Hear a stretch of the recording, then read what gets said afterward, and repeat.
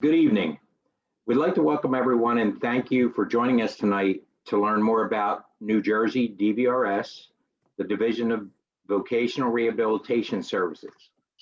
I'm Jim Morrow and I supervise the Yale Standard 9 program that includes the vocational extension tier. Now, if none of those terms I've used so far sound familiar, DVRS, Standard 9, vocational extension tier, that's okay. We've got you covered because we'll be explaining all of them tonight. My experience working with students and their parents in this age group has shown just how important tonight's information is for everyone. I've been an educator for 42 years, 15 years as a high school special ed teacher for students with emotional disabilities, a principal for 27 years, and for 6 of those years, I've been directly involved in supervising the Standard 9 program, or S9, which offers a range of options for 18 to 21-year-olds at Yale after their senior year so that they can continue to prepare for employment or college with the approval of their school districts. I know that the idea of your student aging out at 21 is scary for parents, but tonight will help. Knowing the resources available will reduce some of that worry and hopefully provide a sense of direction. And that's really what the Compass series is all about, starting with DVRS services and continuing in February and March with 3 more topics. So be sure to attend all, or as many as you can. For session 1 is a whole team from DVRS representing Camden, Burlington, and Gloucester County offices. I'll introduce Sarah, Karen, and Lisa shortly. We've also asked Darrell Blythe from Jev's Hireability, a DVRS provider, to share his insights working with high school students in Atlantic County and how parents and all of us can contribute to job readiness. Get off video anyways. All of the speakers will welcome your questions at the end of their presentations. You want to just keep it? Hi, Jim. If I could just step in for a minute to introduce myself. Hi, everybody. My name is Noah McKay. I'm the Yale Work-Based Learning Coordinator. While our focus tonight is on DVRS, we want parents to know that Yale is constantly expanding its in-house resources and community partnerships to better prepare students for positive outcomes when they do transition to DVRS and the world of employment or college. I'll fill you in on some exciting developments at Yale for building pre-vocational skills, and then Jim will highlight the range of program options for 18 to 21-year-olds that offer comprehensive preparation and all of the important transition areas. Thanks, Noah. And now I will introduce our presenters from DVRS. Sarah Scarantino has a master's degree in counseling in educational settings and has worked with individuals and families since 2011. She joined the DVRS Camden office in 2017. Hello, Sarah. Hello, everyone. How are you? Hi. Alicia Torres has been with the Sewell office of DVRS for 2 years and also worked as a counselor in the Philly office, known as OBR in Pennsylvania. She has over 10 years experience working with individuals with disabilities. Say hello, Alicia. Hi everyone. And lastly, part of the team is Karen Myers, who's been with DVRS in Burlington County for 5 years. Prior to that, she has worked as an employment coordinator for multiple staffing agencies. When her son was born and diagnosed with autism, Karen returned to higher education to obtain her master's of social work. Good evening, Karen. Hi. Hi again, Jim. All right, so I am going to turn this over to DVRS. Is it okay if I share my screen? I have a PowerPoint that I could put on. All right, cool. Just give me 1 second. I am technology simple. Aren't we all? The pandemic has really shown how lacking my skills are, so I'm working on it. Let's see, let me just pull up my PowerPoint. And I'll do my best to just make sure I'm not just reading off a PowerPoint. So everyone just hang in there. This is the PowerPoint our agency has put together. So it is fairly helpful. It is very long. And I know to all the participants, we throw the alphabet soup out there, DVRS and IEPs and Standard 9. It's just a lot of letters, but the content in here is very helpful. And as parents of students that are getting ready to transition and are looking at what the end of high school is going to look like, this information is helpful. Don't worry, there's no quiz at the end. No one at DVR is going to expect you to remember. When you do link up with us and start working with your counselor will take you through step by step. So again, no quiz at the end. Okay, let me just try to get it going here. I don't know why it won't let me do the slides. Okay, so DVRS, we're the state agency that's designated to provide vocational services to individuals with disabilities. So every state has some sort of VR office. It might be a different acronym. Like I used to work at OVR in Pennsylvania. Here it's DVR. I believe Delaware is also DVR. And we're federally mandated to exist. So the Rehabilitation Act of 1973 designated that every state, and it's usually every county in every state, provide vocational rehabilitation services for individuals with disabilities. So me, myself, as I went through graduate school, I had no idea what vocational rehabilitation was or even what it means. So I went into a program not even really understanding what that word means. So when clients come to meet with me initially, the key word's really rehabilitation. This isn't a fast process. We work with individuals to help rehabilitate them and get them work ready so that when they do enter the workforce and transition out of high school into a job or college, they're ready to go and they have the supports that they need to be successful. So this isn't, a fast process. It's rehabilitation. It takes time. Alicia, not Yeah. to interrupt. Yep. We can't see your PowerPoint on the screen. Oh, it's not sharing? Okay, hold on. Sorry. We have our guru Gabby here. She can help. Here I come. Sorry, like I said, I am technology simple. Let me bring it up. Let me know if you can see it now. Good? Yes, thank you. Okay, I don't know what happened. I'm sorry. Like I did preface it and say I was technology simple, so. Okay, so this is the first slide that you missed. It's very pretty. Again, DVRS, so it stands for the Division of Vocational Rehabilitation Services. The state really likes acronyms. All of our phrasing words are very long. So again, alphabet soup. We will help guide you through it once you do work with your local office and work with your counselor. Even my own mom today said, "Oh, what does DVRS stand for?" I said, "That's where I work," but okay. So, when you're getting ready to graduate, it's DDD, DVRS, SSI. So you get a lot of acronyms thrown at you, but I believe DVRS is the most important one. Again, we're mandated to exist. So we do get state and federal funding, and we're overseen by the Rehabilitation Services Agency.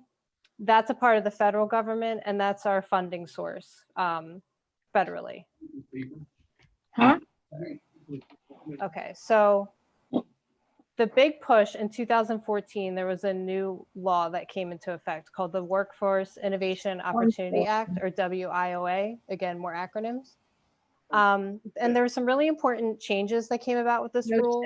The biggest one being this push for competitive and integrated employment.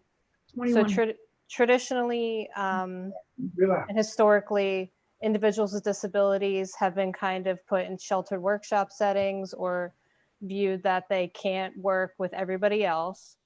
And so federally and nationally, there's been a push to make sure that VR agencies such as DVR are working with the individual to take every step to see if they can work in a competitive and integrated setting, meaning they're making competitive wages. So they're making at least minimum wage and working with individuals with and without disabilities.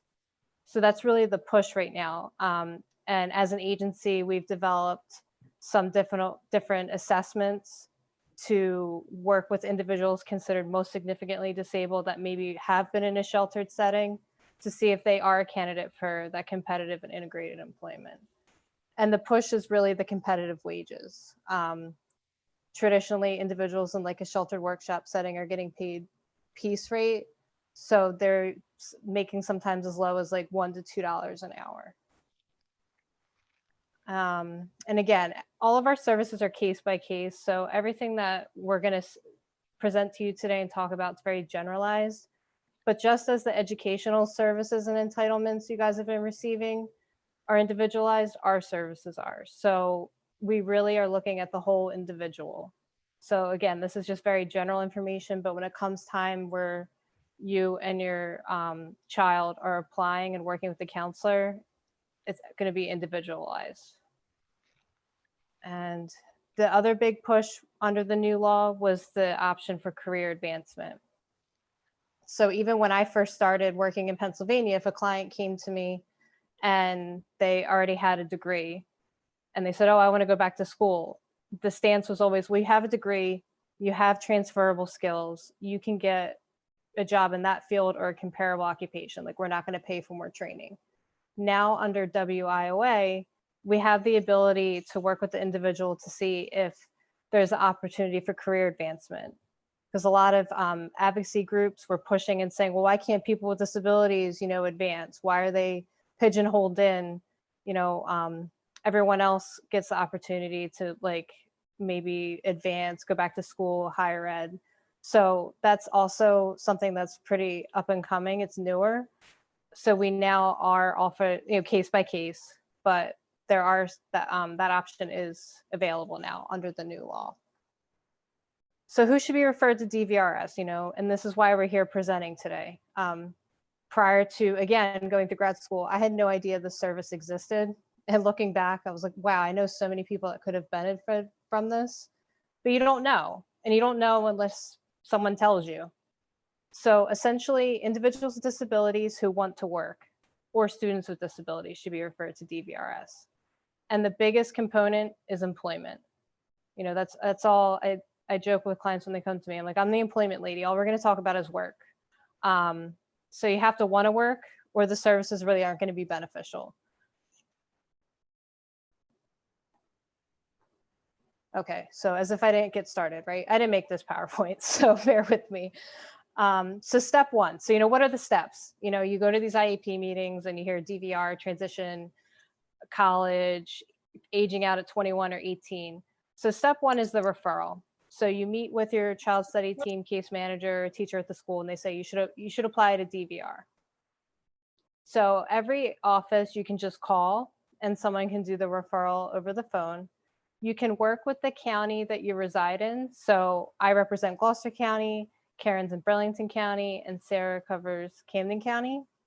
But again, every county has a DVR office. Sometimes a client's not comfortable working with a particular county for whatever reason. Like, for example, Yale and Cherry Hill, and they say, well, it'd be easier for me. Like, I live in Gloucester County, but they go to school in Camden County. Can we work with that office? It's always consumer choice. We just have to explain why the client is choosing to work with an out-of-county office. And so once you take the referral, it's just basic demographic information, and we get you entered into our system, and then you're assigned to a counselor. So the referral is not the application. It's just that first step, getting your info into the system and getting linked up with the counselor. When you call for the referral, it's a one-page form, but we need the demographic information like name. We need the social security number. If you don't know it for the referral, that's okay. We definitely need it for the application though. And we need to know just some basic disability information. And this information here, I feel like is more to include when you're getting ready for the application. And that's all, like most parents with individuals with special needs, you have a binder or folder, right? All the IEPs, all the evaluations, all of the stuff that you've accumulated through the years. If you have any updated evaluations, it's good to have that to bring to the first meeting, and your personal information and your contact information. So step two is the application. So right now we're not meeting face-to-face, but we're doing Zoom meetings, phone calls. So once the referral's been made, you get assigned to a DVR counselor, and then that counselor will reach out and schedule the survey interview appointment with you, which is the word we use for intake or an application. And after meeting with the counselor and you decide you want to move forward, they'll complete the packet with you, gather some of that preliminary information, and enter you into our system as an applicant. So that's really when things kind of start to move forward. And just some things to know about the survey interview. It's good to know kind of what to expect before you go in. The first thing I ask when people sit down with me, because sometimes they're just like, reach out to DVR, and then they come in and meet with me. I say, do you know why you're here and why you have to meet with me? Especially when I go out to schools and I meet with a student. I'm like, do you know why you have to talk to the DVR lady today? Like, do you even know what DVR means, or, you know, what kinds of things we're here to talk about? So when you decide to make that step and do the application, really know that we're looking at everything from that framework of employment. You know, what are the vocational goals? Have you guys thought about what transition the world of work is going to look like? Are you thinking college? Are you thinking a job?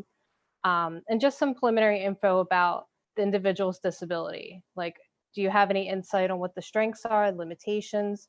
Some personal information. We don't dive too deep into it, but we need to know just the basics. You know, what accommodations are they getting? What are some things that they're good at? What are some things that they need help with? What type of supports do they need? What kind of learner are they? Are they visual? Are they hands-on? Because that helps us kind of get the picture together of what like their vocational profile is going to look like. And we also need Social Security information if the person's an SSI recipient, ID, Social Security card, and proof of income. Step 3. So this is the step that frustrates a lot of people because we're an eligibility-based service. So unlike when you're dealing with the educational system, which is more entitlement-based, we're eligibility-based. So we have a process where we work with the individual to get documentation showing what the disability is, and it has to be recent. So luckily, most of the schools that we work with are good about working with us, you know, once the releases are signed, to send over recent evaluations. And when you're dealing with students 18 to 21, you do all the exit testing. So generally that suffices. And again, what we're looking for is what the disability is, and the vocational counselor's job is to make a determination of eligibility based on the person has a disability, the disability causes barriers to employment, and that they'll require vocational rehabilitation services in order to work. So essentially, when, you know, I meet with clients, it's not fun to talk about the things that you can't do, but we need to show that why you need us. And that's what the counselor is looking at. And like, that's the justification we write up when doing the eligibility. If the person's a SSA recipient, so if they receive Social Security benefits based on their disability, they're presumed eligible, but still have to go through the process of providing us with the documentation.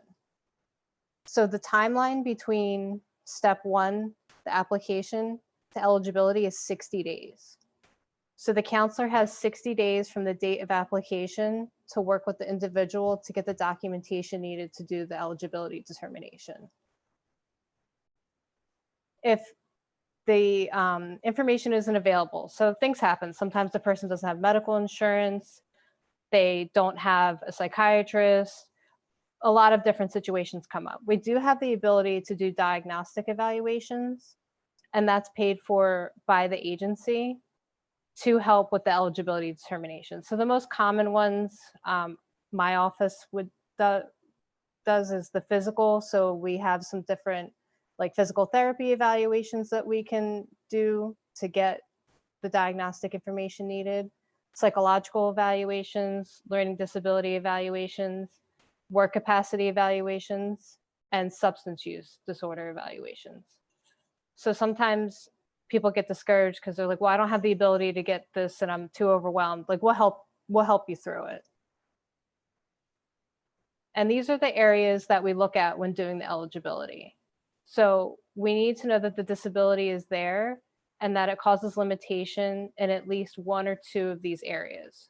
And those areas are communication, interpersonal skills, mobility, self-care, self-direction, work skills, and work tolerance. And step 4, I call this the fun meeting. So when clients come to me initially, I'm like, there's some hoops that we have to go through. We have to get all this paperwork. You know, I need your whole life. I need all these evaluations. I need your ID. I need your income. And it's all to get to this step. So once you're found eligible, the counselor has 90 days to work with the individual to do the individualized plan for employment, or IPE. So in school, you have an IEP.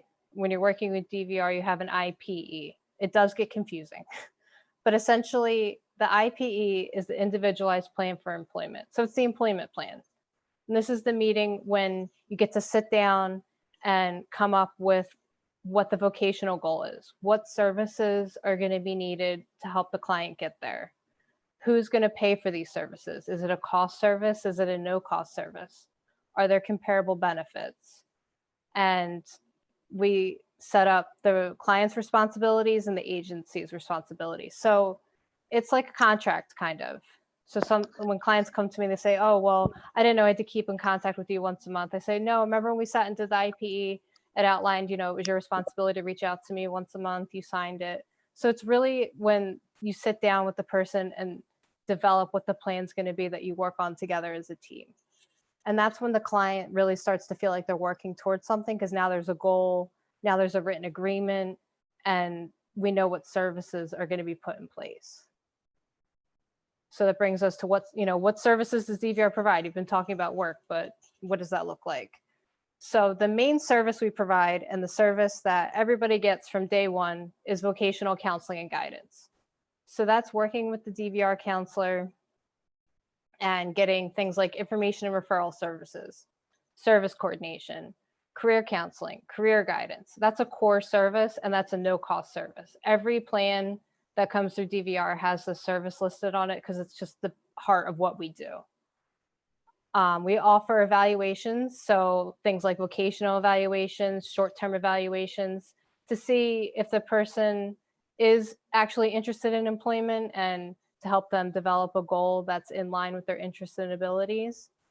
And we always make sure that the provision of services that we provide is individualized to the person. So it's really, what are their needs? What are the long-term goals, the short-term goals? What are the strengths? What are the limitations? What's going to make sense to help the person meet their goal? And the majority of our services are no cost. So you heard me say that earlier. We do have financial guidelines, and you have to be financially eligible for some services. A lot of our services are no cost. So again, that would be like the counseling and guidance, and supported employment services are no cost. So that would be working with like a job coach. Services that are considered cost services are things like assistive technology, auxiliary aids, vehicle modifications, wheelchair modifications, and things like vocational training or college. And again, vocational counseling and guidance includes things like career assessments, resume and cover letter preparation, mock interviews, interviewing skills, working with the client on dressing for success, job search strategies, self-advocacy skills. That's a big one. That's a big push as an agency too, to work with clients to help them advocate for themselves, especially now with like the virtual world we're in. It's a little harder. Benefits counseling, and then education about work readiness skills and information on in-demand occupations. It's a big one, especially with working with youth in transition, the in-demand occupations. A lot of times youth will come to me and they say, well, I want to do music production or design video games. They're not in-demand occupations. So yes, those are your interest areas or maybe something you're very good at, but that's not necessarily going to yield a career, once you finish related training or things like that. It's not in demand. Another service we provide is time-limited job coaching. So that includes vocational assessment, job development, and job coaching. The services are provided for a limited amount of time, and the funds are paid. The DVR pays different vendors to provide those services to the client individually. So DVR is the funding source, and we contract out to different community rehab providers to provide the service directly to the client. And again, who gets to do the supported employment service? So we're looking at individuals with the most significant disabilities. So going back to those functional limitation areas, that would be someone that has at least limitations in 3 of those areas. And it's been determined that they have no work history or very limited.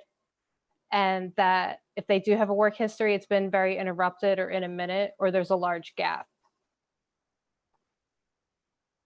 And it's also, the counselor has to justify that this person needs those intensive supports. So not time limited job coaching, like they're gonna need intensive and longer term job coaching services, supported employment services in order to obtain and maintain employment due to the nature of their disability. And I alluded to this earlier. So these are some other services that we provide. So that would be assistive technology or auxiliary aids, funding for college or post-secondary training or vocational programs.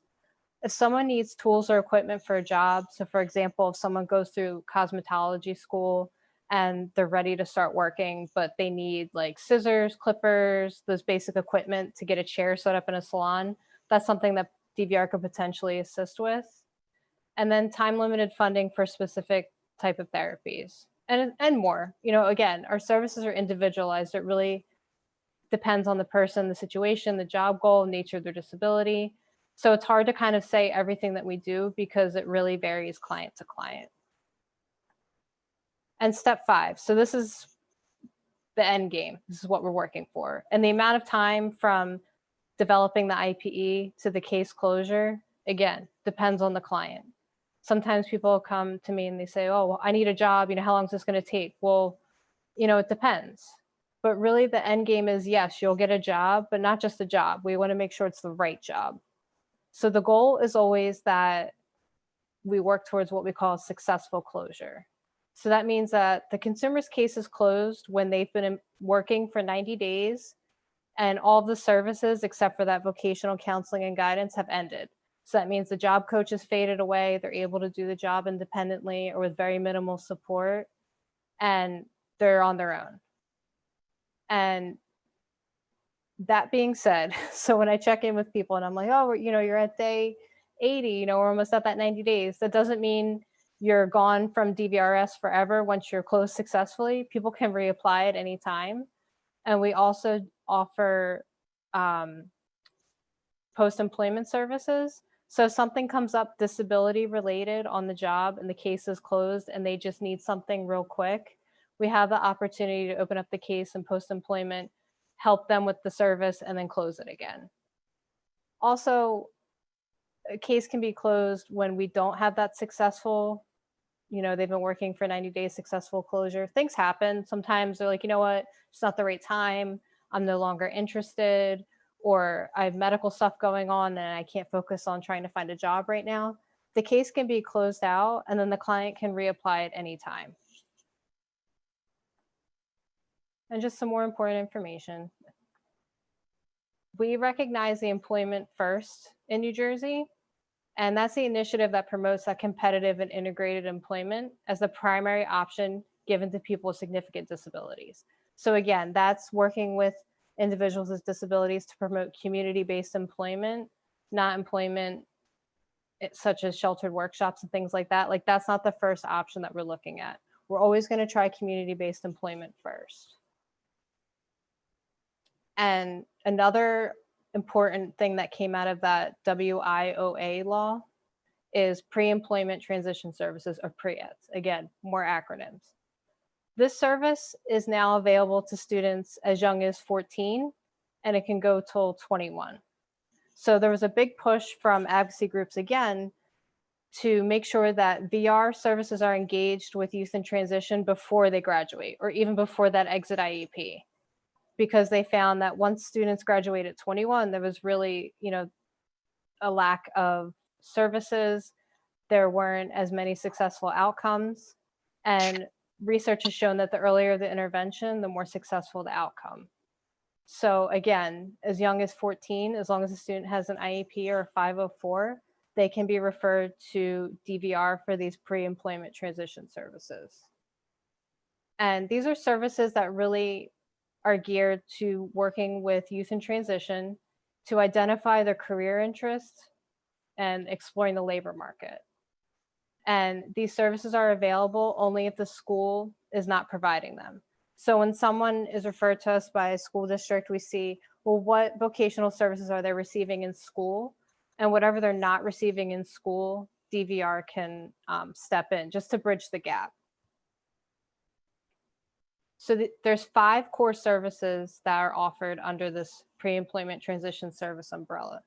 So it always kind of starts at the step 1, which is the job exploration counseling. And that's working with the student to see what are their, do some interest inventories, what are their job interests, and then what career clusters do those job interests fall under. The other service is the work-based learning experience, which can include in-school, after-school, or community-based opportunities. And these are hands-on opportunities. So, pre-COVID, it was the ability for the student to go out in actual jobs and, get the hands-on experience and learn how to do the job tasks. Counseling on opportunities for post-secondary educational opportunities. So counseling for things like college, vocational school, and learning about what does higher education look like. Workplace readiness training. This is a really big one. And that's working with students to make sure that they have the social skills and soft skills needed to live independently and transition to work. And then the 5th one is the instruction in self-advocacy, which can include peer mentoring. And again, these services are funded through DVRS as long as they're not being provided through the school. And we have a certain funding source that we use. The law came into effect 2014, but every state's been a little bit slower with rolling these services out. But each of the local offices are providing the pre-employment transition services.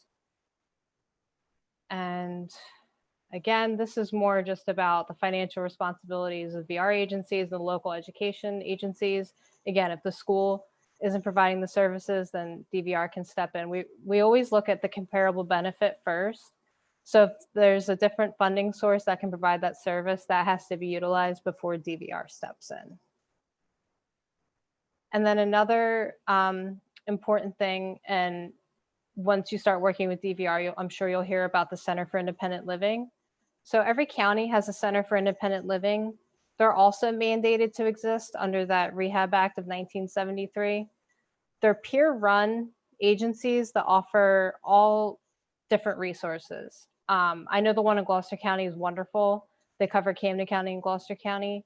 They provide information and referral. They have different skills classes that cover things like financial literacy, banking, self-advocacy. They offer peer support groups, like they have a young adults group, women's group, men's group. They're great. They have a food bank. So a lot of times when clients, like I do the employment piece, and when they have other questions like, well, how do I apply and get Medicaid? Or how do I try to find affordable housing? I always refer them over to the Center for Independent Living. Again, it's peer run, so the individuals that work there all have a disability, and they know how to navigate all the other systems that get very confusing when you're trying to get things like health insurance, housing, food. They're wonderful. And the website's down here. It's the njsilc.org. That gives information about the statewide council, and then we'll show the information for the Center for Independent Living in your county. And again, I know I'm sure schools focus on this, on why soft skills are so important. And especially now with us doing Zoom and being remote, soft skills are really important. And the earlier we start working with youth in transition on these skills, the better the outcome.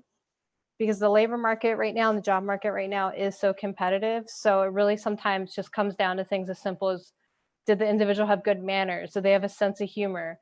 Did they show that they were motivated, self-starter? Were they dressed appropriately? So it's not always what does the resume look like? The soft skills are really important too. So for example, the other day I did a presentation to an intensive outpatient group, and they were told, hey, DVR lady is coming. She's going to be talking about work. If you guys have questions. One client was in bed in her pajamas. So if I was an employer, I would be, like you sit up, make sure you have a nice shirt on. So those are those soft skills. And the counselor is really looking at that too. Like, are you work ready? And assessing those soft skills and trying to see where the gaps are so that we can work with the person to have the successful employment outcome. And then there's just some resources on this slide. Don't worry, I won't read them all to you, but again, the counselor will work with you to make sure you have the information and resources that you need. But the one that I probably use the most, other than the careerconnections.nj.gov, because that's a DVR website, is the Job Accommodation Network, or JAN. So when your child's in school, the school works with you to help identify the educational accommodations and resources that are going to help them meet their educational goals. When you go to work, the employer's not going to say, hey, these are accommodations that I think are going to help you. Sometimes the individual really has to do the research and try to figure that out. And the accommodations you get in education don't always translate to the work environment. So JAN is a good website because you can search by disability, and then it gives examples of possible work accommodations that could help that person with that condition. So it's a good website to keep in mind. And just, the Center for Independent Living Council, and then there's a website, the dol.gov, soft skills pay the bills. That's also a good resource. And SPAN, when you go to the IEP meetings, they give you the resource sheets, similar. And again, here's our website. So I don't expect you to remember all 41 slides that I just rambled off to you. It took me 2 years to learn how to be a VR counselor. So when I meet with clients, I really emphasize that. I don't expect you to really even remember anything I say during the survey interview. You leave, your eyes are glazed over. So don't be afraid to ask questions when we open it up, and don't hesitate to check out our website, because it does break down those steps, those 5 steps, and give a little blurb and re-explain everything I went through on the slide. So that being said, how to contact DVR. You can ask the case manager at the school. They know how to get us. Most schools have a DVR counselor liaison. You can call Trenton, or you can go on our website. There's a referral form that you can fill out on our website, or you can always call the office, your local office, and talk to someone to complete a referral. And then here's all our local offices. Again, it's on our website. And again, I think there's 18 offices, 18 counties. So that being said, I'm going to stop the share and open it up if anyone has any questions, because I just rambled off a lot of information. So please don't hesitate. Even if you have like specific questions you want to ask to your situation, be glad to try to answer them the best we can. I have a question. I have a son who he's in Yale Standards 9. Mm-hmm. He, in a sense, he didn't officially graduate, but he graduated from Cherry Hill West in June. The previous summer going into senior year, there was people from DVR there. I filled out paperwork, but I've never heard back from the school regarding DVR. I haven't heard back from DVR. So does that mean my child wouldn't qualify? No, you can reapply, reach out. They'll let you know the status, like was there a referral entered? Was it assigned to someone? Is it open? Is it closed? If not, you can just fill out a new referral. Okay.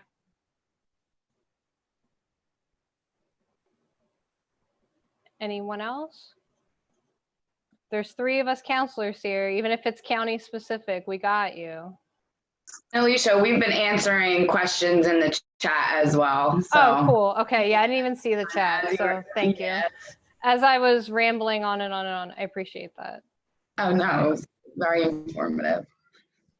Yeah. I mean, and I'm sure I can speak for Karen and Sarah too.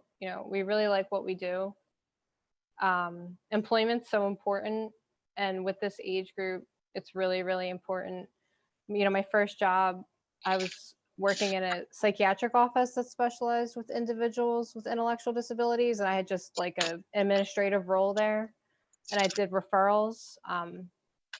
And the most referrals we got for individuals that were in crisis that had an intellectual disability were youth 18 to 21 that graduated high school, had nothing to do during the day.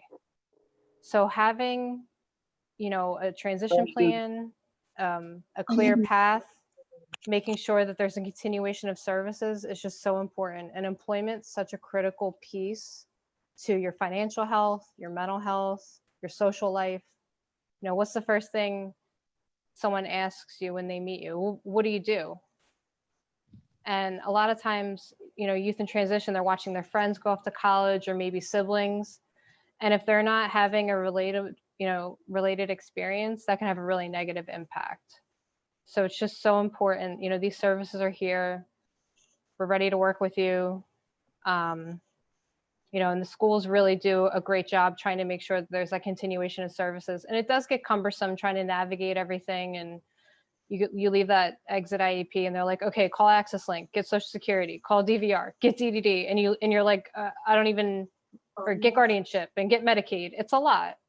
But I can only speak for the DVR piece that, we're here and we're ready to help. Okay. My son is a sophomore now. Okay. And he's trying to, I guess, get ready for everything for as far as moving on. So is there a way to do like a one-on-one with somebody and get him set up for the programs and everything? Is he 14? He's actually 16. Yeah. So if you were interested in starting that process, doing those pre-employment transition services, you could talk to your case manager at the school or just reach out to the DVR office.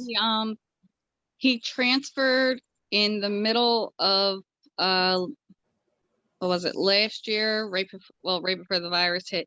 He transferred right after Christmas, started in New Year's. Then he was hospitalized for a little while and then came back. He was in school for like a week or two, and then the virus hit. Everybody was closed down, so he did virtual. So it's like everything's been kind of crazy and going on, and he just actually got an IEP put together correctly through Yale. Yeah, so you can talk to whoever you're working with at Yale, and they could let you know, like if they have a liaison, or you could just reach out to your local office. I would like to also ask for some input from the DVRS team.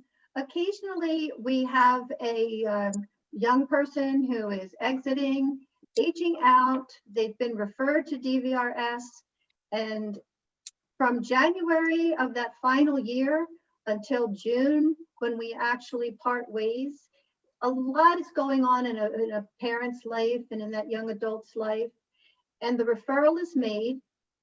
And then they're contacted by DVR and invited in for that information interview for that first step. And the parent just doesn't even remember what DVRS is and who is this person calling. And I don't know if I should even call them back, and they don't.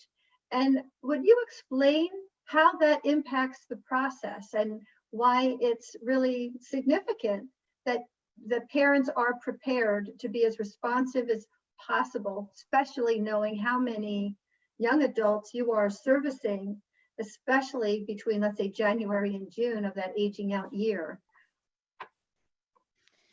Yeah, so I can take that question. So yes, it's really important. So the way that DVRS works after the referral, so once we get the referral and we contact you for an intake, if you don't answer or don't reach out to us, we will make attempts to contact you again a couple of times.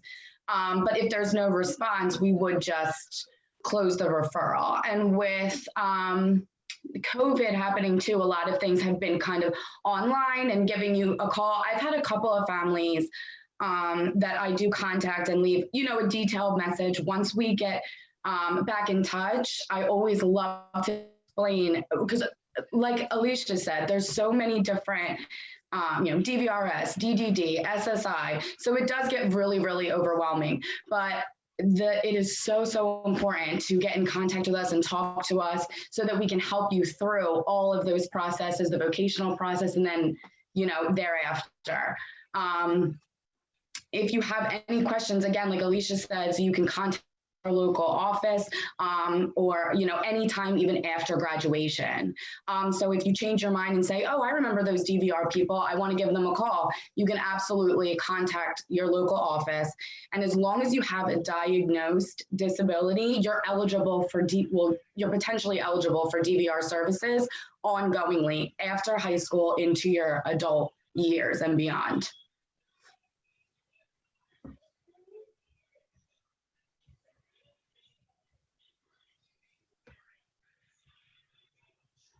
Does anyone have any other questions in regards to DVR and the referral process?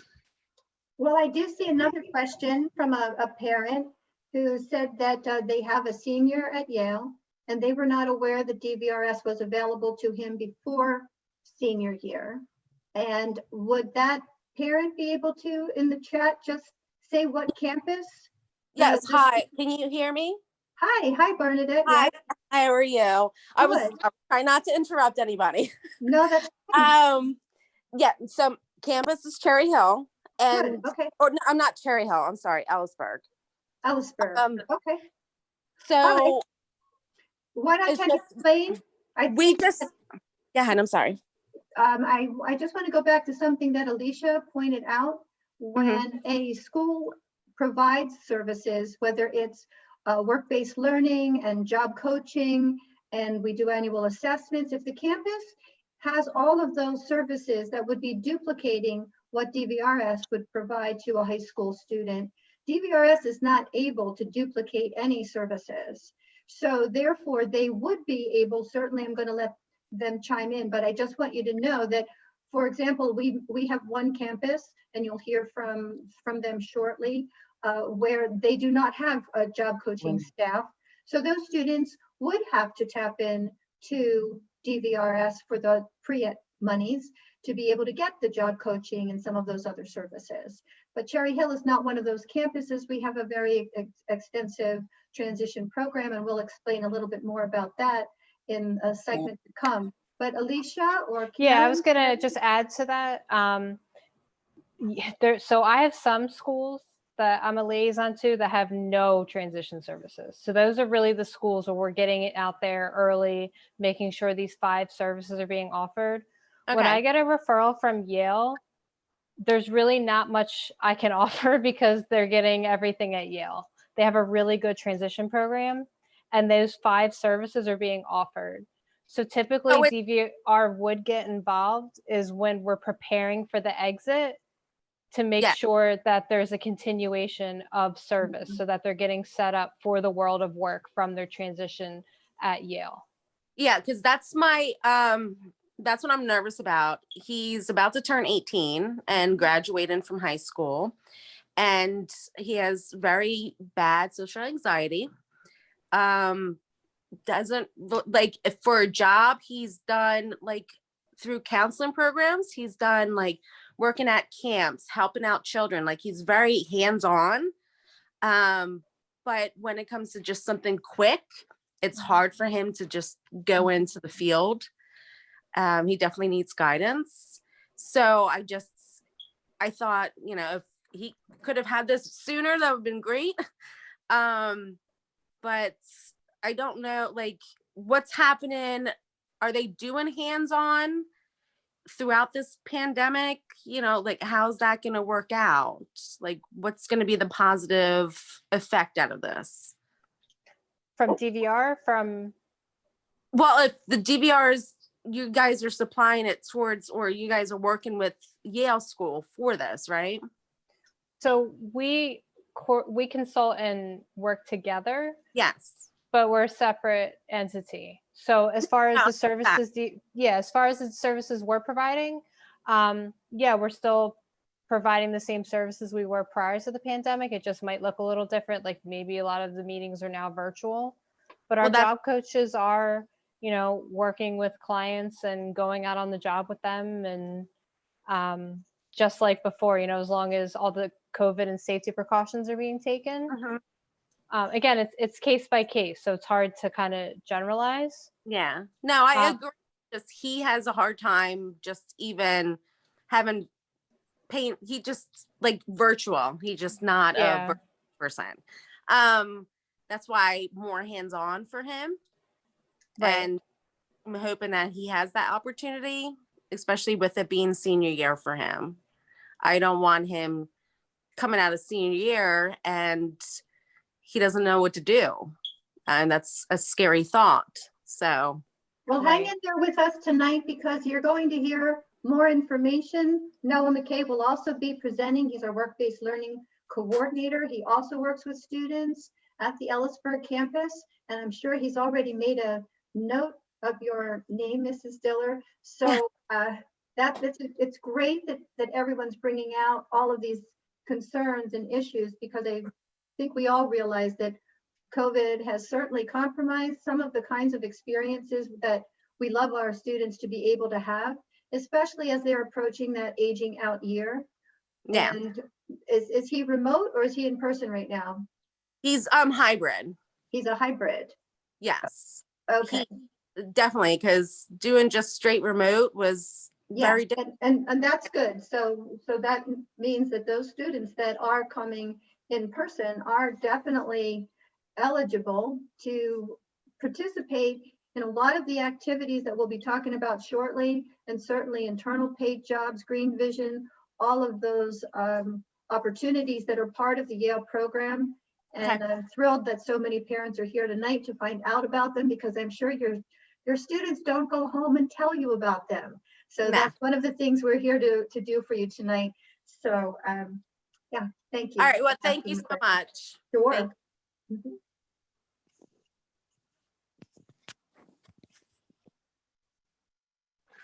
No more questions. Okay. All right, Noah. Thank you very much. That was very, very informative. At this time, I have the pleasure to work with Daryl at our Yale Northfield campus. He's the career navigator for JEVS Hireability and is an outstanding partner for helping students discover their interests and get ready for employment with practical experience. Daryl, I'll let you do a little more explaining, so the floor is yours. Thank you, Noah. Peggy, I also have a brief PowerPoint if I am able to. Yes, you are. You're able to share. Good evening, everyone. I right off the bat have to say I loved working with Yale. Yes, I'm a career navigator. I was a job coach. A lot of these questions that were asked tonight, great PowerPoint, Alicia. A lot of these questions that were asked tonight are that I had similar answers to. Are you able to, am I sharing? Do you see it? Not Anybody yet. there? No, we Is the don't see it PowerPoint yet. on? Not yet. Okay. As Daryl's getting his PowerPoint ready, I'll point out that JEVS Hireability is a provider for DVRS. Yes. So I wanted you to be able to make that connection, that DVRS has a number of providers that would be providing services to your students when they would graduate into the adult world. You're up, Daryl, you're here. Get the PowerPoint up? Yes, we've All got right, it. very good. All right. Okay. So again, I'm down in Atlantic County. JEVS Hireability is a branch of JEVS Human Services out of Philadelphia. They've been around since like the 1940s. Our main branch out of Philly is out of Camden County College. So we actually service a lot of the counties that you guys are speaking of tonight. So with that being said, we do work with, it's very person-centered service. We're very passionate about what we do, and that's what I love about this job. It's all these like individual cases, all these like little barriers in everyone's lives, nonverbal, verbal. That's what we're all here about. The pre-ETS,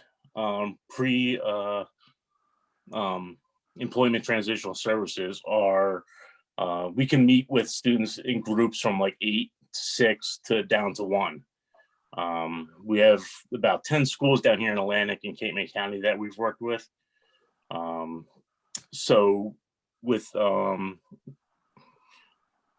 mission statement is like what I said, everyone deserves the opportunity to get out into the world and enjoy and be successful. A lot of our services are like what Alicia said on her PowerPoint. There's 5 core services that we do. We first of all, we reach out to find out what their interests are and their strengths. We talk about personal skills that they may have. We talk about possible further education that they're interested in. A lot of these discussions are really just like person-centered focused. At all, like a lot of these questions tonight, anyone is really eligible. Basically, how I like to look at it is I work for the school and DVRS. So we basically don't do anything unless they tell us to.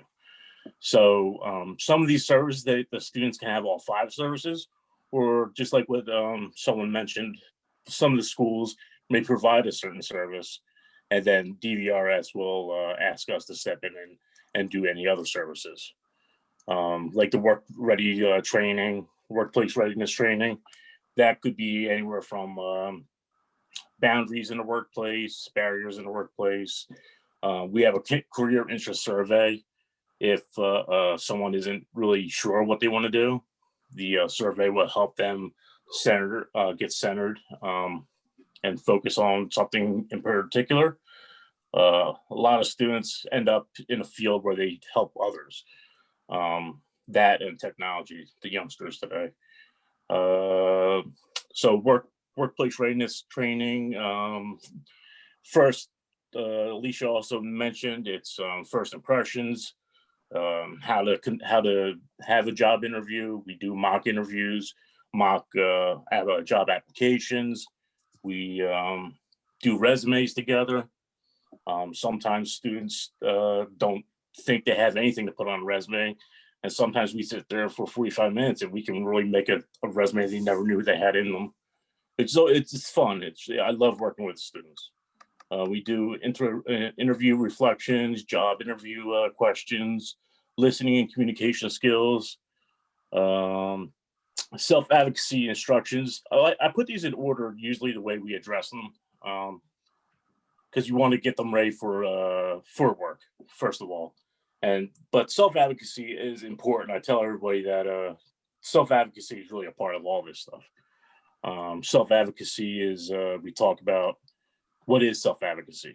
I know Alicia threw out a lot of acronyms out there, and we have some more acronyms like the ADA and the IDEA, which is I want the students to understand their rights, what they can receive in getting a good education, and also receiving equal opportunity out in the workplace. And also the IEP. I like to bring up the IEP a lot because a lot of students don't really know what that's all about. So sometimes I just start from the very, very, very beginning and let them know that they can take control of their IEP, because that's what it's all about. It's all about them. So counseling into post-secondary options. Like Alicia also said, I've worked with 14 to 21-year-olds, and so the conversations are all over the place. I have 15-year-olds who already have a plan. They know what schools they want to go to, and so it's all individualized. Sometimes I have students that tell me they want to be a web designer or a zoologist, and I don't say what, it's not my job to say what they're good at or what they can do. So we do the research together. So it's fun. It's educating for me too. We all bring something to the table, and that's what the job exploration. Then that's the 4th step, and the work-based learning is getting out in the field and getting hands-on.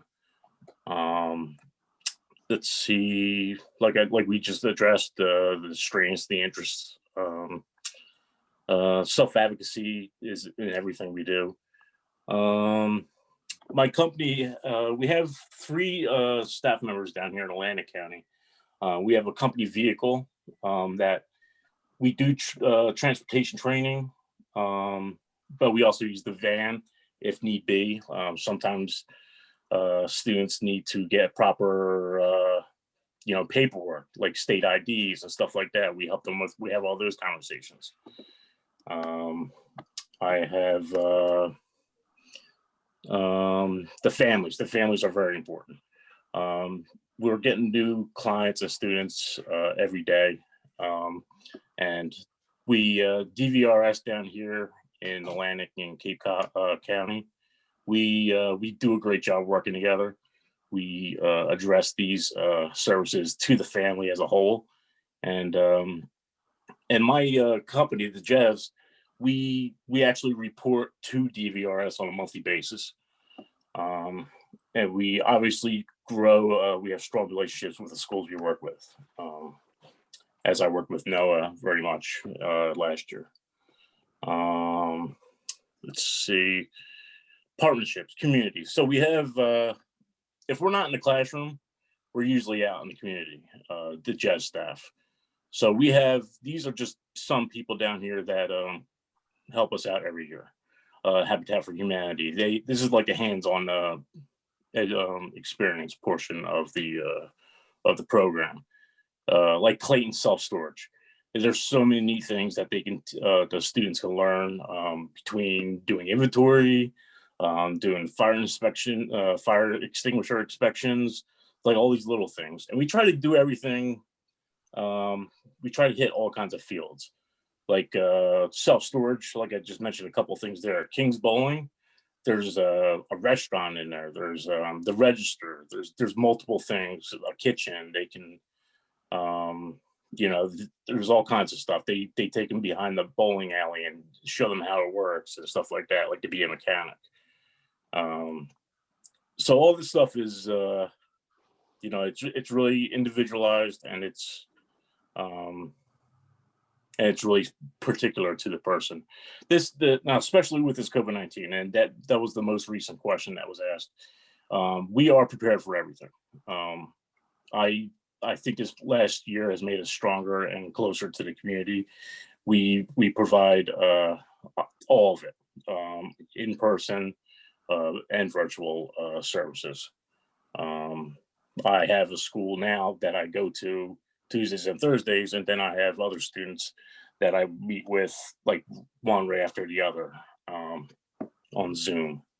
I have like hundreds of files and documents regarding work readiness, self-advocacy, career exploration that really is tailored for anyone in particular at that moment on that day, wherever the conversation goes. And that was a brief PowerPoint. Like I said, I like to tell everybody that really what our services are is we work for DVRS. Nothing can really be done unless we talk to DVRS. And I love reaching out to the schools and the parents and working as a team with everybody else. Now, like I said, I'm down here in Atlantic County and Cape May County, but we have the same services up there out of the Camden County, the Camden College campus. All right. Any other questions? Did I cover everything?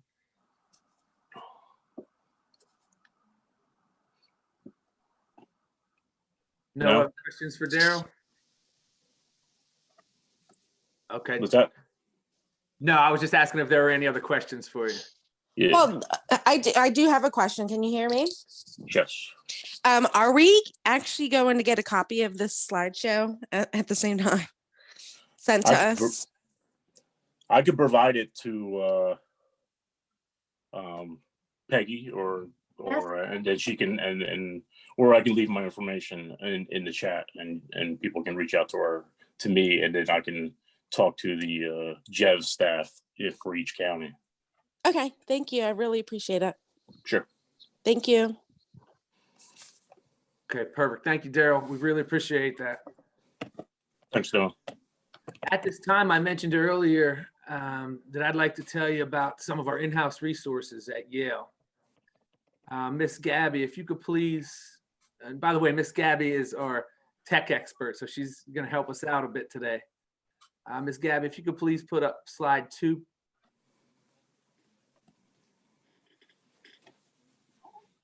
Okay, perfect. So just a little bit about our vocational annex. I'm not going to waste too much time on this slide because we do have a video that paints a really good picture of what our vocational annex is all about, and basically, you know, the opportunities that it offers. I think you'll see that we have made an ongoing commitment to hands-on learning designed to encourage career exploration, job awareness, and the skills that go with them in areas like culinary arts, industrial arts, and many more. So if you could all just take a look, we're going to play a short clip. Miss Gabby, if you can get that clip. At Yale School, we believe that every student can reach his or her potential given the right instruction and the right environment. At the Yale School's Vocational Annex, we offer hands-on learning experiences that teach real-world skills to our students, stimulating their curiosity and preparing them for life and job success. The programs we offer at Yale School include Industrial and Applied Arts. Woodworking empowers students to create something physical from a rigid set of materials. Our Applied Arts space features all necessary tools for cutting, sanding, wood burning, and more. Our teachers carefully supervise and guide our students as they create their wooden works of art and items with both form and function. Visual Arts. In our Visual Arts area, students create their own unique designs on our top-of-the-line computers. These designs can be printed in both small and wide formats, like postcards, flyers, and posters, as well as onto t-shirts, mugs, and more. Whether a student is working in the applied arts or visual arts, their work isn't just for school projects. Our students design and make products for a variety of customers, including businesses, agencies, and anyone in the community eager to support these emerging entrepreneurs. For our technology-focused students, 2 programs in the Annex pique this special interest: Green Vision and Robotics. Our Green Vision program offers hands-on technology experience, showing how different electronics are created as they are disassembled for proper recycling. Green Vision helps keep tech waste out of landfills, while compensating our students for their eco-friendly efforts. Robotics. The Yale School Robotics program gives students the opportunity to learn programming, electrical engineering, and mechanical engineering skills in an environment that fosters teamwork and creativity. Together as a team, students create a robot and compete in various competitions throughout the season. Driving Simulator. Yale School is one of the only schools for individuals with disabilities in the country with access to an advanced driving simulator. In partnership with university researchers, trained Yale staff lead an in-depth series of lessons, helping students learn the basics of vehicle operation. From turning a corner to proper use of the pedals, the Yale School Driving Simulator gets our students road ready for life.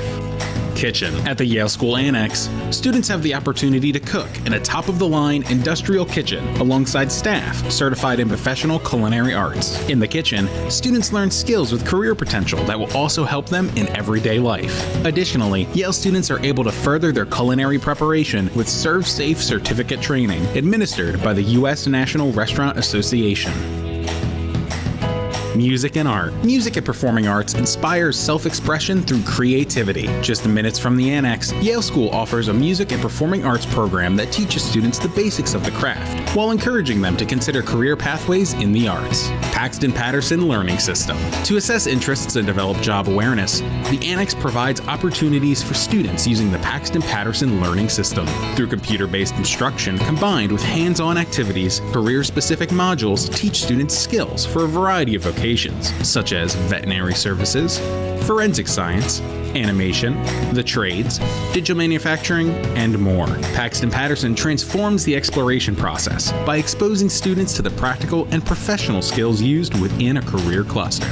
Designed with the 21st century life, college, and careers in mind, the Vocational Annex prepares students for future success in a stimulating, resourceful, and positive learning environment that promotes positive transition outcomes for all students.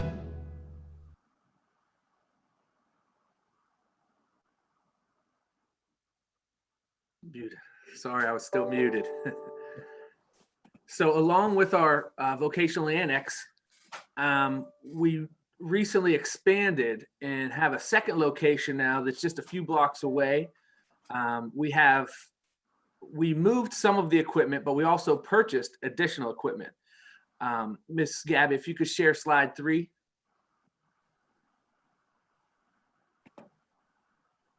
Okay, perfect. So in our new building, which will be open this February, it's a Voc lab in a business co-op. So for short, we call it our Voco lab. If we can, I'm sorry, let me go back real quick. Okay, so now if you look at the slide, we have a high-tech laser cutter. We have a multi-color t-shirt printer that, you know, for just both of those alone, they're going to learn a number of different skills from, you know, not only how to use the laser cutter, but in the t-shirt printer, but also everything that goes along with it. We're planning on creating a storefront where we're going to sell the items that the students make. And as far as the laser cutter goes, and at the very end, I'll show you just a quick piece of what we created at a training last week. It's pretty impressive. It's actually really, really cool. And I think the kids are going to love it. But as far as the laser cutter goes, it's a very fast laser printer, which can basically engrave on anything. We were training with materials such as glass, metal. We even were carving on stone. It can work on t-shirts, handbags. It really is an amazing piece of equipment that the kids are going to not only learn how to use, but then the other side of it is, you know, they're going to have to keep track of what they're selling and the different products they make. What had a clear print and what didn't work as well. And same goes for the t-shirt printer. You know, not only are we going to reach out to our community partners to see if they would like for us to, you know, create their designs and to make their shirts. And it goes from not just shirts, but we could do magnets. We could do flyers. We could do posters. So there are just so many opportunities that the kids are going to be exposed to help, you know, enhance their abilities and just help them gain valuable work experience. And you could see there from the business skills, sales and marketing, accounting, order fulfillment, data management, project management, you know, and the list goes on. And I also want to take a minute to talk about our Green Vision program. For those of you who don't know our Green Vision program, it is an electronic recycling program. It's solely run on donations. The students have an opportunity to, during school hours, to disassemble electronics and separate them into, you know, different values. And then we have them picked up, you know, we have them weighed. The students will keep track of what goes out into the bins. And then we have a local recycling company come and pick them up to make sure they get disposed of properly. For Green Vision, we like to say that we will recycle anything with a plug. For example, you know, we have vacuums, microwaves. The big one is the computer towers, because schools in the area, and also we have a Green Vision in our Northfield location where, you know, the casinos are close by. You know, they pay to discard all of their old electronics, whereas, you know, we don't charge you. You donate them to us, and it's going to provide, you know, a work opportunity for our kids and also save them money. And the big picture is that it's going to be disposed of properly. So there's so much to do with Green Vision, and there's a lot to learn, and it's a great hands-on experience. And just with that being said, if you know of anybody, and you might be thinking right now, you know, I have an old computer in my attic that I never knew what I was going to do with, you know, or in the shed or in the garage, you know, please don't hesitate to reach out to me. If it's a lot, you know, we'll send our box truck out and we can retrieve it for you. If it's just a few items and you want to drop by, you know, drop it by one of our locations, we could set that up as well. And you would just reach out to me to set all that up. And my information is going to be at the very end. You know, feel free to call me, email me at any time. And the only thing I just want to make this clear, the only thing that we don't recycle are the old tube TVs and the old tube computer monitors. And the reason being is because they're dangerous. They can often hold a charge, and we don't want the students working around that. So those are the only two things that we cannot accept. Okay, and I did say at the beginning, I would show you a brief clip of our new Trotec laser, of what it can do.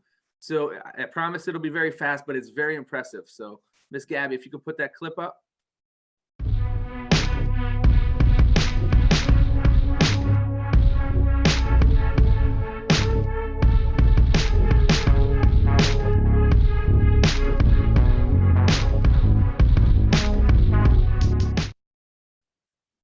Okay, thank you. So you can just tell by that quick video how fast that laser printer is. And that was just something that we quickly did during our training, and we had a piece of wood, and I'm sure you recognize that was Abraham Lincoln. And that quick picture took, just a minute or two. And, you can imagine, how much the kids can do with, the materials. It goes on glass, it goes on stone, metal. And we just, we really have, we're just really happy to have this piece of equipment that the kids can work on. And again, that is something that's going to be at our new VOCO lab. And if nobody has any questions about the Trotec laser, I just want to let everybody know that all these resources will be accessible to students at the various campuses with all of the COVID precautions in place. When it's safe, we'll also be offering tours for parents, districts, and agencies. And if nobody has any other questions for me, Jim, it's all yours, buddy. Thanks, Doug. On the next two slides, you'll see our programs for the 18 to 21-year-olds broken down based on the transition outcomes anticipated by the students in the various tiers. I know we have a number of parents who are currently involved in the Standard 9 program. This is kind of going to be a review for you. You're welcome to stay, or you can sign off, or feel free. But I'm going to go over what programs we offer in our 18 to 21-year-old program now. So the first one is our functional life skills focus with employment prep component. That's our Evans 18 to 21 program. This continues the instruction in all transition areas for students in autism attending Yale Southeast at our Evans School in Marlton. For our employment focus, we have the CLICS program, which is a comprehensive transition program for career readiness, life literacy, key skills located at the Voc Annex. This was previously called our employment tier. We have the vocational extension program. Mrs. Lowe spoke about her son in Mr. Kosak's class. They get a lot of exposure to high-tech opportunities with business deficit based at Camden County College. We have student-run enterprises of the Voc Lab and Co-op. We've also done service learning projects in Pittman. That program, students are off campus 3 days a week. It's a little different right now because of COVID-19, but we immerse them in as many opportunities with businesses and hands-on as we can during the week. We have our Standard 9 program at Linwood, which is a community-based transition program offered by Yale Northfield, and it's based in the Professional Business Park in Linwood. Next slide, Gabby.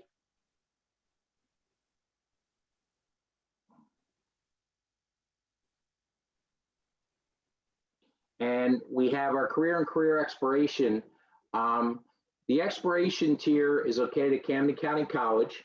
We offer remedial college courses and work-based learning. We also have a satellite campus at RCBC based on enrollment. To be in the exploration tier, students must meet baseline acupuncture scores at CAP established by CCC for their ability to benefit in college classes. This is the program where this program is more for students who can take college classes, aren't sure if they want to take college classes, but they also want to get some work internships and some work experience. So this program gives students an opportunity both academically and vocationally, and we try and give them as many opportunities as possible in both.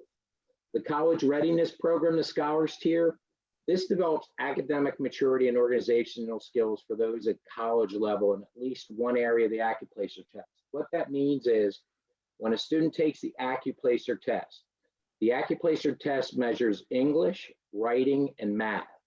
You have a student to be in our scholars tier has to qualify in an independent college 3-credit course in one of those areas to be considered for the scholars tier. The scholars tier is for those students who are really looking to move on to a 2 or 4 year college program for either in a certificated program or some sort of 4-year degree. We have the Bridge program, which offers expanded related services for students with emotional behavioral needs while preparing for employment or college. That's a new program this year, and that's located at our Voc Annex. And then we have our final year work immersion program for students who are turning 21. And this is Project Search, which is a full day on site at Jefferson Health in partnership with DVRS and DVD. Participants intern in Jefferson departments with changing rotations and must have the ability to use or arrange independent transportation to apply. That really is a brief overview of the Standard 9 programs that are available at Yale School right now. And, you know, I want to point out that both the college partnership programs, the CLICS and Bridge tiers, you know, they all follow comprehensive transition curriculum that includes social competency instruction, financial literacy, and other functional skills. So, you know, we really, you know, the purpose of a transition program is to guide students in that 18 to 21 year range and try and get them to be more independent, to self-advocate, you know, to get a better idea of, you know, what do they want to transition in? What are their interests in?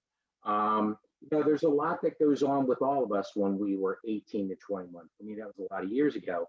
But I really think this transition time is needed for students, and it really gives them an opportunity to mature, problem solve, make some of their own decisions. You know, there's a lot involved in any transition program, but it's such an integral time in any kid's life, that 18 to 21 year old range.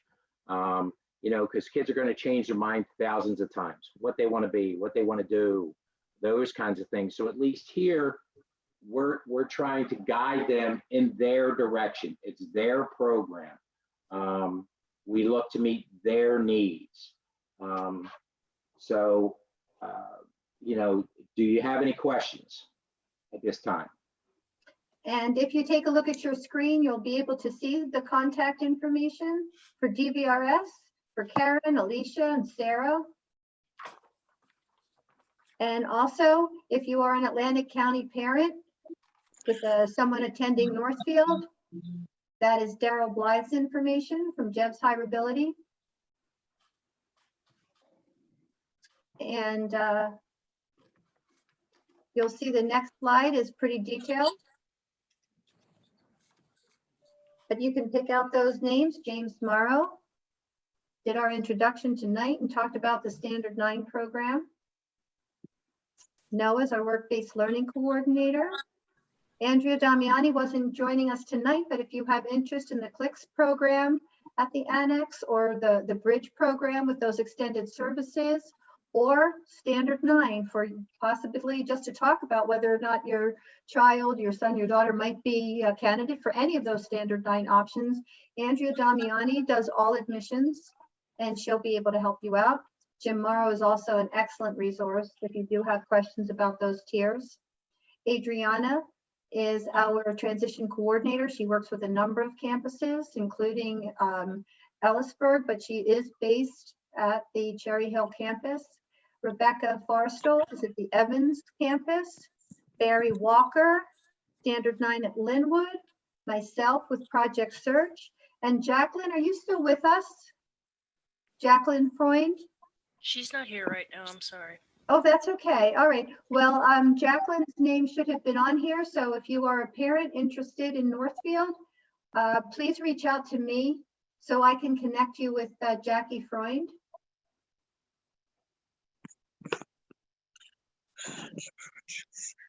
Okay. I hope everybody will be joining us for the next Compass series at session 2. We will be talking about, get ready for some more initials here, but this is so important for anyone with a child who is 16, 17, 18. We'll be talking about SSI and Medicaid benefits and special needs trusts and housing options. The presenter, Michael Byrne, has presented at several of our other events. He is phenomenal. He's excellent. He has a daughter who is approximately 26 years old with a disability. He has lived this, and he is incredibly knowledgeable. So I do hope that you'll come out on February the 17th. Definitely make a note of that one. After that, in March, we're going to be talking about trust. We're going to be talking about setting up guardianships. And following that, we will have an evening about DDD, and that is the service, the agency that students would transition to if they need more extensive services when they turn 21. So that is an evening into and of itself. So I hope you'll join us for all of those sessions. They're interrelated and all very important.